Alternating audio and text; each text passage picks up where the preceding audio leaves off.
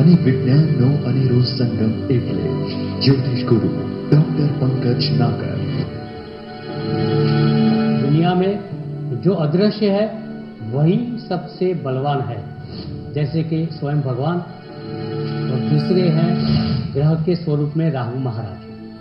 अगर हम भगवान की पूजा करते हैं और शक्तिशाली बनते हैं तो क्यों न राहु की भी पूजा करें और शक्तिशाली बने। आज आपको एक प्रयोग दिखाता हूँ।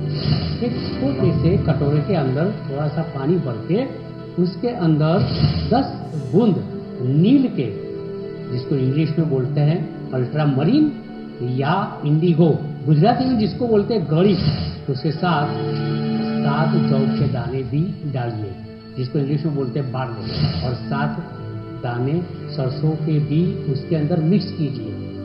उसके बाद में आपके मंदिर की जगह पर बैठ के पानी का कटोरा आपके सामने रख के ओम ब्राम ब्रीम ब्रोम सह राहवे नमः यह मंत्र की एक माला कीजिए। बाद में उस पानी को अपने सर के ऊपर से 7 बार उल्टा घुमा के बाहर जाके किसी गंदी नाली के अंदर डाल दीजिए। डॉक्टर पंकज नागर को थोड़ी जरूर बताना, आपका कल्याण सिर्फ और 101 दिन के अंदर हो जाएगा। मेरी शुभकामनाएं और आशीर्वाद आपके सामने। नमस्ते। ज्योतिष एक विज्ञान। नमस्कार दर्शक मित्रों, હું અશોક મોદી અને મારી સાથે જ્યોતિષ ગુરુ ડોક્ટર પંકજભાઈ નાગર આપનું સ્વાગત કરીએ છીએ કાર્યક્રમ જ્યોતિષ એક વિજ્ઞાનમાં, અને આપ નિહાળી રહ્યા છો અમારા જીટીપીએલ ગુજરાતીની વિશેષ રજૂઆત। ડોક્ટર પંકજભાઈ નાગર, આપનું સ્વાગત છે। નમસ્કાર અશોકભાઈ, અને નમસ્કાર મારા વહાલા દર્શક મિત્રો। જ્યોતિષ એક વિજ્ઞાન, એક અનુભૂત, અદ્ભુત, અવનવો, ક્યારે ન સાંભળેલો અને તમારી જીવન યાત્રામાં ખરેખર જ્યોતિષ શાસ્ત્ર ક્યાં મદદરૂપ થઈ શકે છે એના એક પુરાવા સાક્ષી ભાવથી આ શોનું સંચાલન છેલ્લા 7 વર્ષથી વધારે ના કરતા જે ઢબે થઈ રહ્યું છે એ ખરેખર તમારા જ્ઞાનમાં એક વધારો કરી રહ્યું છે। અને વળી પાછો વધારો કરવા માટે તમે લોકો અહીં પધારો, અમને જુઓ, અશોકભાઈને જુઓ, અને સાથે સાથે મારા બહુ અદ્ભુત કેમેરામેન મિત્રો, ખાસ કરીને પિન્ટુભાઈ છે, ભાવેશભાઈ છે, મારા લાઇટમેન છે પ્રવીણભાઈ, એમનો આભાર માનવાનું ભૂલતા નહીં, કારણ કે કચકડામાં કંડારવાનું કામ એક અદ્ભુત, અનોખું અને એક્સપર્ટાઇઝ કામ છે। એ જો કોઈ ન કરી શકે તો અમે તમને દેખાઈએ નહીં, અને દેખાઈએ નહીં તો પછી અમારી સિદ્ધિ પ્રસિદ્ધિ પણ એળાઈ જાય। આવો, અમારી પ્રસિદ્ધિને માણવા માટે, કંઈક નવું જાણવા માટે અશોકભાઈની સાથે જ્યોતિષ એક વિજ્ઞાનમાં કંઈક નવા વિષય સાથે રસપાન કરવા માટે મળીએ। બિલકુલ પંકજભાઈ, આપનું ફરીથી સ્વાગત છે, અને દર્શક મિત્રોના ખૂબ આજે સુંદર આપણને સવાલો મળ્યા છે। ત્યારે પંકજભાઈ, આપણે શોમાં ગ્રહોનું, યોગોની, નક્ષત્રોના પ્રભાવની, અસરોની આપણે ચર્ચા કરતા હોઈએ છીએ, અને દર્શક મિત્રો ખૂબ સારી રીતે સરાહતા હોય છે, અને ગ્રહોની અસર જે હોય છે એની પણ આપણે ચર્ચા કરીએ ઘણી બધી। પણ આજે આપણે એક એવા યોગની વાત કરીએ કે જે દર્શક મિત્રોને ખૂબ જ રુચિ છે એમાં જાણવાની, કે ભાઈ પંચ મહાપુરુષ યોગ એ શું છે, એનું વિસ્તારથી આપણે વાત કરીશું, કયા કયા ગ્રહોથી બને છે। અને દર્શક મિત્રો એ બી ખાસ જાણી લેવા જેવી બાબત છે કે આ યોગ એક ગ્રંથોમાં પણ એનો ઉલ્લેખ છે કે જે જાતકની કુંડળીમાં હોય છે એ ખૂબ જ પ્રસિદ્ધ વ્યક્તિ હોય છે, હંમેશા હોય છે કે નહીં તો આપણે પંકજભાઈ સાથે વાત કરીશું, પણ જે પણ મહાપુરુષો છે એની કુંડળીમાં ચોક્કસપણે આ પંચ મહાપુરુષ યોગમાંના એક યોગ હોય છે, અને એ સિદ્ધિ અપાવે છે। તો પંકજભાઈ, આપણે જે પંચ મહાપુરુષ યોગ છે, જે 5 યોગ, એની આપણે ઇન્ડિવિજ્યુઅલ ચર્ચા કરીશું એક એક યોગની, અને એની જે ખાસિયત છે, એની પ્રસિદ્ધિ કઈ રીતે મળતી હોય છે, કયા કયા ફિલ્ડમાં લોકોને મળી શકે છે, એ બધી આખી એક ચર્ચા કરીશું, અને યોગ કઈ રીતે છે એક વિસ્તારથી એની વાત કરીએ પહેલાં। સરસ અશોકભાઈ, પુરુષનું નામ સાંભળ્યું છે, મહાપુરુષનું નામ સાંભળ્યું છે, જ્યોતિષ શાસ્ત્રમાં તો પંચ મહાપુરુષ યોગ પંચ શબ્દ એવો છે ને હમ બહુ ચર્ચાસ્પદ છે. પંચ મહાભૂત તત્વ, બિલકુલ. પંચક, પંચામૃત, પછી કહે છે કે બધી પાંચ આગળીઓ ભલે અંકુર હા, બરાબર. બરોબર છે. તો આ પંચ મહાપુરુષ યોગ એટલે શું? જોવા જેવી વસ્તુ એ છે કે આ અલગ અલગ પાંચ ગ્રહો વડે આ પંચ મહાપુરુષ યોગનું સર્જન થાય છે. આ પાંચ ગ્રહો એટલે એમાં મંગળ પણ આવે છે, શનિ આવે છે, બુધ આવે છે, ગુરુ આવે છે અને સૌનો પ્યારો શુક્ર પણ આવે છે. શુક્ર પણ આવે છે, બરાબર. પંચ મહાપુરુષ યોગની વિસ્તારપૂર્વક ચર્ચા અનેક શાસ્ત્રોમાં કરવામાં આવી છે. લાઈક તમે ચમત્કાર ચિંતામણી જુઓ, જ્યોતિષ કલ્પતરુ જુઓ, જાતક પારિજાતક જુઓ, ભૃગુ સંહિતા જુઓ, કલ્યાણ વર્માની સારાવલી જુઓ, કોઈ પણ ગ્રંથ, જૈમિની સૂત્ર તમે પકડો, પણ આ પંચ મહાપુરુષ યોગ વિશે હંમેશા હકારાત્મક સકારાત્મક વાતનું વર્ણન કરવામાં આવ્યું છે. જેની કુંડળીમાં અશોકભાઈ આ યોગ હોય હમ તો એને પાછા વળીને જોવાની જરૂર નથી. શબ્દ જ મહાપુરુષ છે ને, બિલકુલ બિલકુલ. પુરુષ બની જવાય છે. જન્મની સાથે પુરુષ કે સ્ત્રી બનવું આ એક સામાન્ય નૈસર્ગિક ઐશ્વર્ય ભેટની એક ઘટના છે. બિલકુલ બિલકુલ બિલકુલ. પરંતુ મહાપુરુષ બનવું એક નોખી અનોખી અદ્ભુત વાત છે. હમ તો આ જ્યોતિષશાસ્ત્રમાં અશોકભાઈ અને દર્શક મિત્રો એવા કયા યોગ છે કે જે પુરુષમાંથી તમને મહાપુરુષ બનાવે છે? વાત માત્ર પુરુષ શબ્દ છે એટલે પુરુષ જ મહાન બની શકે, મહાપુરુષ થઈ શકે એવી વાત નથી. આ યોગ જો સ્ત્રીઓની કુંડળીમાં હોય તો પણ એ લોકોને પણ મહામહિલા તરીકે વંદન કરી અને આ શોની હું શરૂઆત કરીશ. પ્રથમ તો પંચ મહાપુરુષ યોગમાં કયા કયા યોગ છે બિલકુલ. એની વાત કરીએ. પહેલા યોગની વાત કરીએ તો રૂચક યોગ છે, રૂચક. શશ યોગ છે, હમ માલવી યોગ છે, હમ હંસ યોગ છે. હમ આ પ્રકારે તમે જોવા જાઓ એમાં ભદ્ર યોગ આવે ભદ્ર યોગ. એટલે 5 યોગ થઈ જાય. આ પંચ મહાપુરુષ યોગની અંદર મેં જેમ કહ્યું કે ભાઈ રૂચક યોગ, શશ યોગ, હંસ યોગ, માલવ યોગ, ભદ્ર યોગ, આ યોગનું સર્જન કયા ગ્રહો વડે થાય છે? હમ બિલકુલ. આ યોગને સકારાત્મક રીતે જ્યોતિષશાસ્ત્રમાં એનું વર્ણન કરી તમારી સમક્ષ મૂકવા માટેના ગ્રહો પોઝિટિવલી ક્યાં ક્યાં જવાબદાર છે, બિલકુલ. હમ કેવું ફળ આપે છે, ક્યારે આપે છે, અને આ યોગ થાય તો એ જાતક કેટલો ભાગ્યશાળી હોય છે એની એક સુપેરે તલસ્પર્શી અદ્ભુત ચર્ચા આ શોની અંદર તો આપણે કરીશું જ. પરંતુ દર્શક મિત્રો, મેં જેમ કહ્યું એમ કે આ પંચ મહાપુરુષ યોગનું સર્જન કયા ગ્રહ વડે અને કયા યોગનું નામ વડે થાય છે એની એક ટૂંકી ચર્ચા. પહેલા મેં કીધું રૂચક યોગ, રૂચક યોગ. હમ એ મંગળથી થાય છે. મંગળથી બરાબર. બરાબર. શશ યોગ શનિથી થાય છે. હમ હંસ યોગ ગુરુથી ગુરુથી થાય છે. માલવી યોગ બુધ. શુક્ર થાય છે અને ભદ્ર ભદ્ર યોગ છે બુધથી બુધથી થાય થાય. છે. બરાબર. પણ આ બધાની શરત એવી છે કે આ બધા જ ગ્રહો એ કેન્દ્રમાં આવવા જરૂરી છે. બરાબર. એટલે કે 1 4 7 10 માં. 1 4 બસ, વેરી ગુડ. તમે તો અમે જ્યોતિષી છો જ. તો કેન્દ્ર સ્થાન એટલે પ્રથમ, ચતુર્થ, સપ્તમ અને દસમ.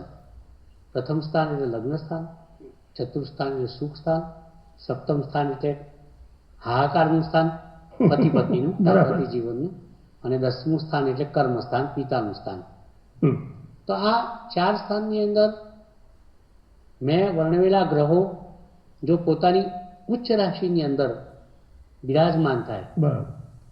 સ્વગૃહી રાશિ પકડવાની નથી, આપણે ઉચ્ચ રાશિ પકડવાની છે. હમ હમ તો એ પાકો પંચ મહાપુરુષ યોગ પૈકીનો એક બિલકુલ. યોગ થયો કહેવાય. બિલકુલ બિલકુલ. તો પ્રથમ આપણે ચર્ચા કરીશું રૂચક. રૂચક યોગની. તો રૂચક યોગને પણ એવી રીતના કુંડળીમાં ગોઠવીશું હમ. કે જેથી કરીને જે આપણા દર્શક મિત્રો છે, અગર તો આપણે એવું કરીએ અશોકભાઈ બિલકુલ. કે આ જે કાગળ હું આપને આપી રહ્યો છું, હમ. કુંડળી દોરેલી છે એની અંદર, બરાબર. એ જ્યારે ડિસ્પ્લે થાય ત્યારે આપણા એડિટર મિત્રને એ ગોઠવવામાં સ્ક્રીન ઉપર તકલીફ ના પડે, એટલે આપણે શરૂઆત કરીએ છીએ હંસ યોગથી. ચલો, બરાબર. બરોબર છે ને? Okay okay. કારણ કે હું ડિઝાઇન તૈયાર કરીને એવી રીતના લાવેલી છે ઓકે, નો કે પ્રોબ્લેમ. હંસ યોગથી આપણે હમ. ચર્ચા કરીએ એની. હમ. તો હંસ યોગ શેના વડે થાય? બિલકુલ. જેમ મેં કહ્યું કે રૂચક યોગ મંગળ વડે થાય, શશ યોગ શનિ વડે થાય, હમ. ભદ્ર યોગ બુધ વડે થાય, માલવ યોગ શુક્ર વડે થાય. તો હંસ યોગ શેના વડે થાય? ગુરુથી. ગુરુથી. આ હંસ યોગ તમારા ટીવીના સ્ક્રીન ઉપર હમણાં હંસ યોગ આવશે. ઉડતો ઉડતો હંસ બેસશે, સરસ મજાનો શ્વેત સફેદી મોટી પાંખો વાળો હંસ. હંસ એક દેવોનું વાહન છે. હમ. હંસની સવારી એટલે એક અદ્ભુત સવારી કહેવાય. હંસ જો દેવોને પણ સુખ આપી શકે, હમ. દેવીઓને પણ સુખ આપી શકે, એ હંસની સવારી કરવાનું સૌભાગ્ય જ્યારે કોઈ આપણા દર્શક મિત્રને, અગર કોઈ જાતક મિત્રને પ્રાપ્ત થાય તો એનાથી અનેરી અને અદ્ભુત વાત એક પણ હોઈ શકે નહીં. તમે કહ્યું એમ હંસ યોગ ગુરુથી. ગુરુથી. હવે આ હંસ યોગ છે એને આપણે એવી રીતના ગોઠવીએ કે આ ટીવીના સ્ક્રીન ઉપર તુલા લગ્ન તમને જોવા મળી રહ્યું છે. તુલા લગ્ન એટલે સાતડ સાતો, સાતનો અંક પ્રથમ ભાવની અંદર છે અને એની અંદર ગુરુ મહારાજ કર્ક રાશિમાં ઉચ્ચના બનીને 10મા સ્થાનની અંદર વિરાજમાન થયેલા છે. કર્ક રાશિમાં ગુરુ કુંડળીના જ્યારે 1, 4, 7, 10 સ્થાનની અંદર આવે ત્યારે હંસ યોગ અવશ્ય થાય ને થાય. પરંતુ અહીંયા જે ડિસ્પ્લે થઈ છે કુંડળી, એમાં 10મા સ્થાનની અંદર આપણે કર્ક રાશિની અંદર ગુરુ તુલા લગ્નની અંદર બતાવેલો છે. હવે જે જાતકને કુંડળીના અદ્ભુત મહાપુરુષ પંચ મહાપુરુષ પૈકીના એક હંસ યોગનો લાભ મળે તેનું જીવન કેવું હશે ભાઈ? તમે જ બોલો. ગુરુ શેના માટે જાણીતો છે જ્યોતિષશાસ્ત્રમાં? ગુરુ ગુરુ તો એટલે વિદ્યા જ્ઞાનનો ભંડાર. જ્ઞાનનો ભંડાર, કુબેર ભંડારી, કુબેર ભંડાર છે. વંદનીય, સંસ્કાર અને સંસ્કૃતિનો ખજાનો, વિદ્યાનો કારક, સંતાનનો પણ કારક, શેર બજારનો પણ કારક, ઈષ્ટદેવનો પણ કારક, દેવોનો પણ ગુરુ બૃહસ્પતિ, તમારા સંચિત કર્મોનો પણ કારક. ગુરુ એટલે જ્ઞાનનો ભંડાર, ગુરુ એટલે વિદ્યા, અને ગુરુ એટલે સંસ્કાર, અને ગુરુ એટલે સંસ્કૃતિ, ગુરુ એટલે સમજ, ગુરુ એટલે ઉદારતા, ગુરુ એટલે વિશાળ, ગુરુ એટલે એક્સપાન્શન, ગુરુ એટલે મોટો, વડો, ગાદીપતિ. આવો ગુરુ જ્યારે તમારી કુંડળીમાં પંચ મહાપુરુષ યોગ પૈકીના એક યોગ હંસ યોગનું સર્જન કરે ત્યારે એવા જાતક કેવા સુખી હોય. બિલકુલ. વિદ્યાભ્યાસમાં ઉત્તમોત્તમ હોય, શેર બજારમાંથી કમાણી કરનાર હોય, સંતાન સુખ એમની ઈચ્છા અનુસાર પ્રાપ્ત કરનારા હોય, સંચિત કર્મો ના હિસાબ કિતાબની અંદર એ હંમેશા એમનો ચોપડો પ્લસ પ્લસ પ્લસ જમા ખાતે હોય. હંસ યોગ એટલે દ્રોણાચાર્ય છે. હંસ યોગ એટલે ભગવાન શ્રી કૃષ્ણ છે, કારણ કે મેન્ટર, ગાઈડ, જગતગુરુ. બિલકુલ બિલકુલ. હંસ યોગ એટલે સદગુરુજી છે. હંસ યોગ એટલે મુરારી બાપુ છે. હંસ યોગ એટલે શ્રી શ્રી રવિશંકર મહારાજ છે. હંસયોગ એટલે એક પીએચડી થયેલો માણસ છે. હંસયોગ એટલે જે અભ્યાસની અંદર પોતાની ચરમસીમાએ જ્ઞાનના ભંડાર સાથે એક વિશેષ વ્યક્તિત્વ તરીકે સામાજિક રૂપ સ્વરૂપમાં હોય એનું નામ હંસયોગ છે. હંસયોગ પિતા સુખ આપે છે. હંસયોગ સારો ધંધો વ્યવસાય આપે છે. હંસયોગ તમે જે પણ પ્રવૃત્તિ કરતા હોવ એને એક્સપાન્ડ કરે છે. હંસયોગ તમને કેવી રીતના સંધિ કરવી એ શીખવે છે. અને હંસયોગ એટલે હંસ ઉપર સવારી કરી લઈ તમને સફળતાના આસમાનમાં ઉડાડીને જાણે પુષ્પક વિમાનમાં તમે બેઠા હો એવો અનુભવ કરનારો એનું નામ છે હંસયોગ. હંસયોગ એટલે સ્વર્ગમાં ડોક્યું છે. હંસયોગ એટલે ઈશ્વરીય છે. હંસયોગ એટલે તમારે સમજવાનું છે કે દુનિયાદારીના તમામ સુખ તમારા ચરણ શરણમાં આવે તો એનું નામ હંસયોગ છે. તો આ પંચ મહાપુરુષ યોગ પૈકીના એક યોગની ચર્ચા મેં તમારી સમક્ષ કરી છે. બીજા અધ્યાયની વાત અશોકભાઈ હમણાં કહેશે તો આપણે બિલકુલ ક્રમાનુસાર જ સહયોગની બી વાત કરી છે. સહયોગની તો આપણે પંકજભાઈ પણ તમે ખૂબ સુંદર વાત કરી કે જે દર્શક મિત્રો હંસ યોગમાં પંકજભાઈ વાત કરી કે જે ગુરુ ગ્રહથી બને છે અને એમાં જે ગુરુની જે સ્થિતિ છે કેન્દ્રમાં એ કેવી હોવી જોઈએ અને એના જે સ્થાન અને એના જે પરિણામો છે એ કેવી રીતે મળતા હોય છે એક પંચ મહાપુરુષમાં એની ખૂબ સુંદર વાત કરી. પંકજભાઈ એ પછી ચોક્કસપણે સહયોગની વાત કરીશું. તો સહયોગ કેવી રીતે બને છે અને એ એમાં વ્યક્તિ ઉપર કેવા કેવા પ્રભાવ થાય છે, કેવી પ્રસિદ્ધિઓ મેળવે એની વાત કરીએ.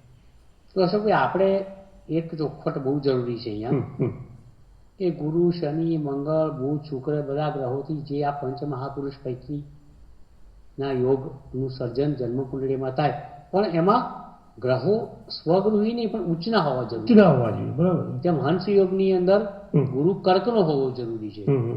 ધારો કે ગુરુની ધન રાશિ હોય મીન રાશિ હોય પણ એ હંસ યોગ ના સર્જન કરી શકે ભલે કેન્દ્રમાં આવે એ માત્ર સ્વગૃહી જેવું જ કહેવાય. પણ ઉચ્ચના ગ્રહો પંચ મહાપુરુષ યોગ પૈકી તમને ઉચ્ચ સ્થાને લઈ જાય, ઊંચા સ્થાને બેસાડે તો જ એનું નામ પંચ મહાપુરુષ પૈકીના યોગની વાત કહેવાય. હવે શસ્યયોગ. સર્વપ્રથમ તો શસ્યયોગ એ શનિ નામના ગ્રહથી એનું સર્જન થાય છે. જ્યારે જન્મકુંડળીમાં શનિ તુલા રાશિની અંદર હોય, અગર તો 7ના અંક આગળ હોય તો એ શસ્યયોગનું સર્જન કરે છે. બીજું 1, 4, 7, 10મા સ્થાનમાં હોવું જરૂરી છે, એટલે કે કેન્દ્ર સ્થાનની અંદર. હવે જે આપણા ટીવીના સ્ક્રીન ઉપર શસ્યયોગની કુંડળી જે ડિસ્પ્લે થઈ રહી છે એ આપ જોઈ શકો છો. તો આ કુંડળીમાં તમે જુઓ તુલા લગ્ન બતાવેલું છે. તુલા લગ્ન એક ઉદાહરણ સ્વરૂપે હું વારંવાર તમારી સમક્ષ મૂકતો હોઉં છું. આ બીજી કુંડળી પણ શસ્યયોગની તુલા લગ્નની જ હું મૂકું છું. તમે જુઓ એમાં શનિ 7ના અંક આગળ જોઈ શકો તમે. શસ્યયોગની આ કુંડળી એમાં શનિ તમે 7 નંબરના અંક આગળ જોઈ શકો છો. પ્રથમ ભાવ છે, આ તુલા લગ્ન છે અને ઉચ્ચનો શનિ છે. અહીં શનિ તુલા રાશિમાં બેસીને ઉચ્ચનો બનીને વળી પાછો તુલા લગ્નની અંદર શનિ યોગકારક પણ બને છે. બરાબર. કારણ કે શનિ કેન્દ્ર અને ત્રિકોણનો અધિપતિ બને છે.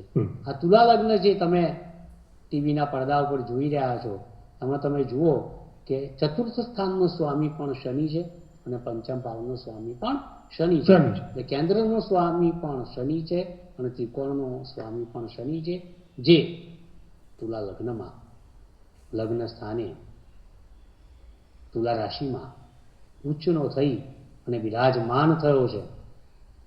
આ થયો શસ્યયોગની વાત. પણ હવે શસ્યયોગ કરે શું એ જાણવું જોઈએ ને. કયા પ્રકારની પ્રસિદ્ધ શસ્યયોગ શું કરે વિચારીએ, કપાળ ઉપર આંગળી મૂકીએ અને શનિની વાતો કરીએ. શનિ ન્યાયપ્રિય ગ્રહ છે. શનિ કર્મ સાથે સીધો જોડાયેલો ગ્રહ છે. What goes around comes around you, આ સૂત્ર મુજબ શનિ કામ કરે છે. તમે જે લોકોને આપો છો, લોકો તમને પાછું આપે છે, એના કરતાં વધારે પાછું.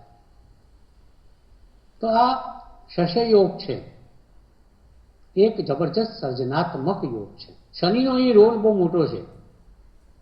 જેની કુંડળીમાં તુલા રાશિમાં શશય યોગ થતો હોય, એટલે કે પહેલા ભાવમાં, ચતુર્થ ભાવમાં, સાતમા ભાવમાં, 10મા ભાવની અંદર જો શનિ તુલા રાશિમાં ગોઠવાતો હોય અને શશય યોગનું સર્જન કરતો હોય, તો આવા જાતકનું આયુષ્ય ખૂબ લાંબુ હોય છે.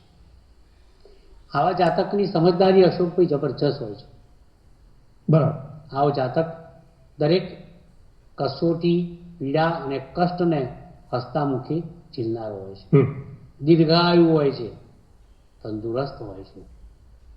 જગતની અંદર પ્રસિદ્ધિ મેળવનાર આ જાતક હોય છે. ભગવાન તરીકે પૂજાતા આ જાતકો હોય છે. કેમ કે ભગવાન રામને શશય યોગ હતો.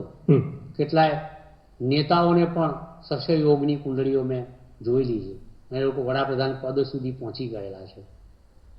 એમની કુંડળીમાં પણ શશય યોગ છે. તુલાનો શનિ હોય, કેન્દ્રમાં હોય, શશય યોગનું સર્જન કરતો હોય, એવો એક પણ માણસ મારી પાસે ઉદાહરણ સ્વરૂપે નથી કે જે દુઃખી હોય.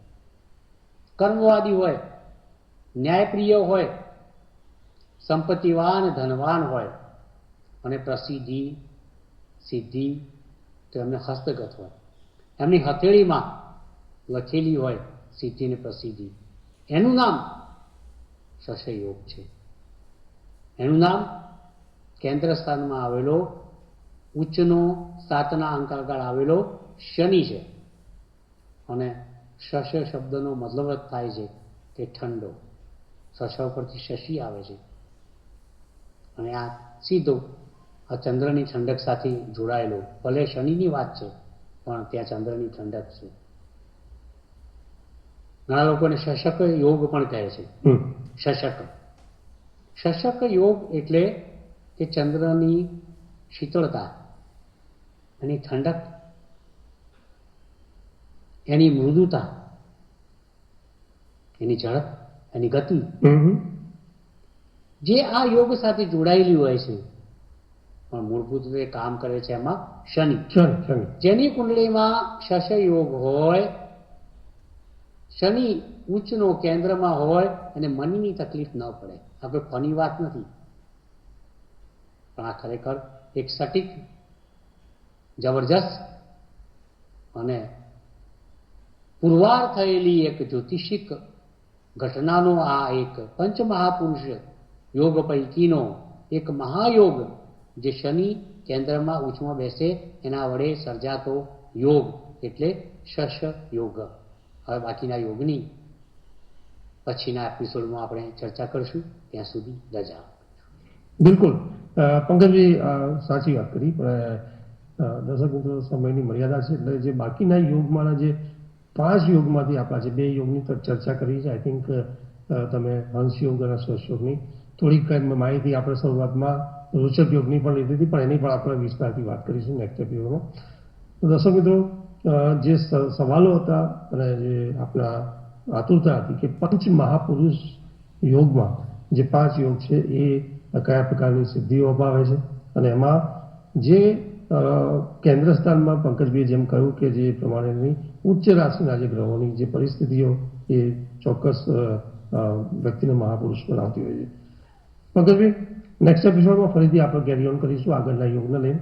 ત્યાં સુધી રજા આપશો. નમસ્કાર. જ્યોતિષ એક વિજ્ઞાન કાર્યક્રમ અંતર્ગત સટીક ઉત્તર અને માર્ગદર્શન આપશે જ્યોતિષ શાસ્ત્રી ડોક્ટર પંકજ નાગર. આપના સવાલોની સાથે પોતાનું નામ, જન્મ તારીખ તેમજ જન્મ કુંડળી સહિતની માહિતી વોટ્સઅપ કરી શકો છો અમારા આ નંબર પર. આપના પ્રશ્નોના ઉત્તરો ડોક્ટર પંકજ નાગર આપશે. કાર્યક્રમ જ્યોતિષ એક. આપ જોઈ રહ્યા છો GTPL ગુજરાતી.